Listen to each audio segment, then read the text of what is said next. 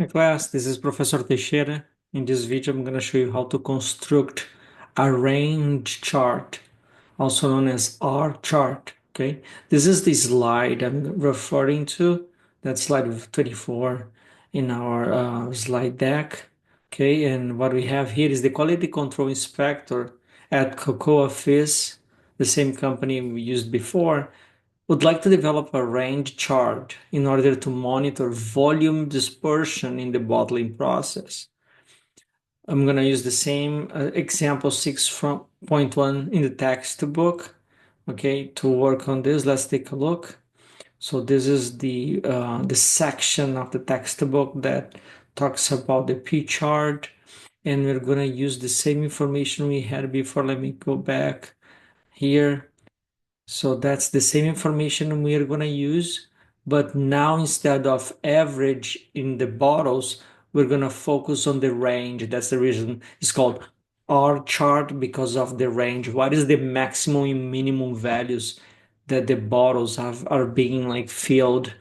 That's called dispersion, okay? Not the average, but how much they vary, okay? So we're going to use this. I'm going to use this data. So here's Excel again, is the same data. We have 25 samples, so the number of samples is 25, number of observations is 4. For our charts, what we need is this table. This table is a table that is given for us to determine the two pieces of information we need, which is D3 and D4, okay? D3 is used for lower control limit and D4 for upper control limit. Okay, here you can see D4 for upper control limit, and this is supposed to be D3 for lower control limit. How do we use this table? Depends on the size of our sample, or each sample in this case. Going back to here, each sample has 1, 2, 3, 4 observations, 4 bottles, okay, that are collected. So the sample size is 4, and we're going to use D3 for the lower control limit. The number is 0. For the upper control limit is 2.28. So let's move on. All right, so you can see here computations for our chart. I'm going to use the D3 value from the table is 0, okay, from this table. 4 observations in each sample. D3 is 0 and D4 is 2.28. So I'm just taking notes right now, 2.28. Okay, now I have to compute the range in each sample. So the range in each sample is gonna be the max, that's the function, okay? I type equal max, open parenthesis, then I have to enter the data.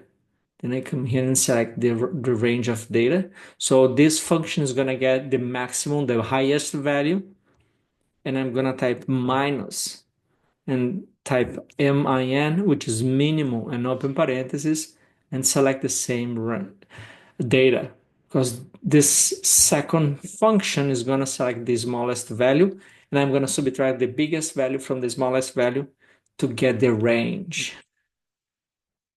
Okay, and then I could keep typing this, but I can copy the function. I can copy this formula down, and it's gonna give me the range in each row.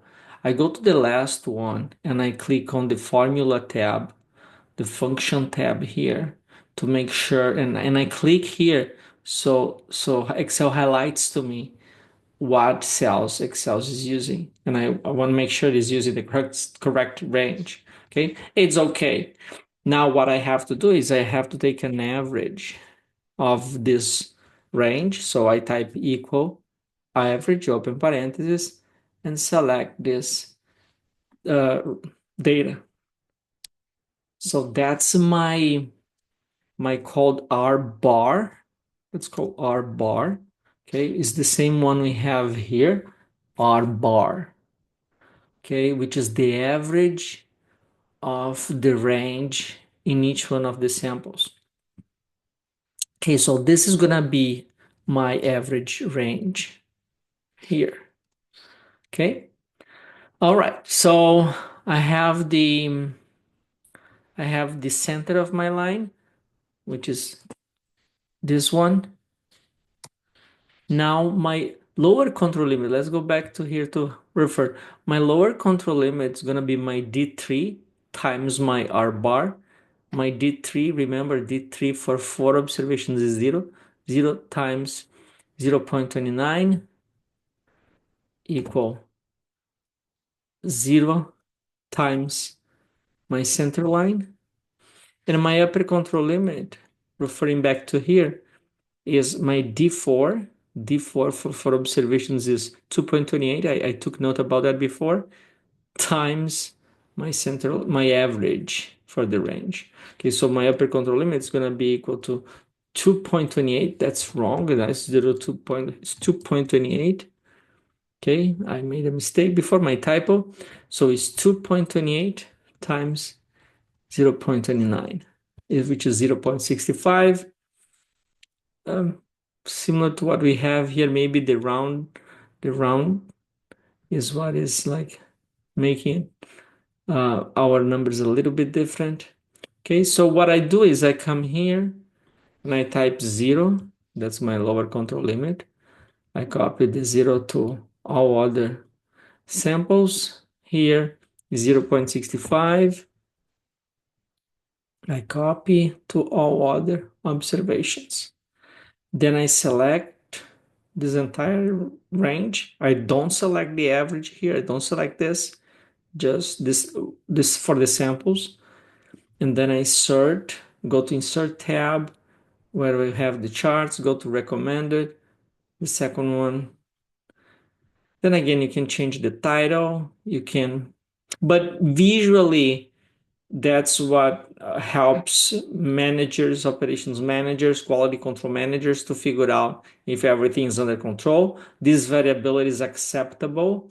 There is a normal variability. We see that sometimes the range is higher, sometimes goes lower, higher, lower, higher, lower, higher, lower. That's how it should be. Like machines are varying a little bit. And again, nothing's above the control limit.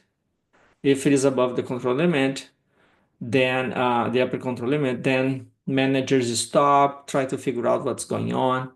And that's how they visually see using data and how they build an R chart. That's it. Okay. When you have a raw data. Let me stop. Can I stop?